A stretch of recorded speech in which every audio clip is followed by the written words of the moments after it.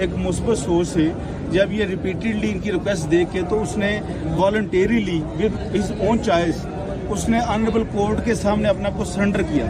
कि सर जो फर्दर मुझसे ये अगर कुछ चाहते हैं तो I am ready to cooperate with them. और यही तो हमने ऑनरेबल कोर्ट को इसी पॉइंट पे एम्फसाइज किया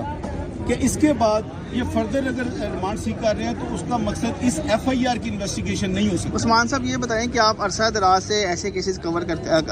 डील करते आ रहे हैं, आपने क्या देखा इतने अरसे में कि क्या इस तरह के केसेस में इतना लंबा रिमांड किसी एक्यूज का होता है? देखिए, मैं इसमें थोड़ा सा अर्ज करूँगा कि ये अनडोटली एक्सेप्शनल है, नंबर 1। नंबर 2 ये है कि शायद मेरी स्पेकुलेशन में वर्ड यूज़ करूँगा कि जितना इस केस को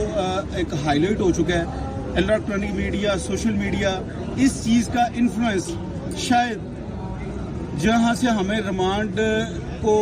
डिनाई होना था शायद वहाँ पे भी इस चीज़ का इन्फ्लुएंस हो रहा है।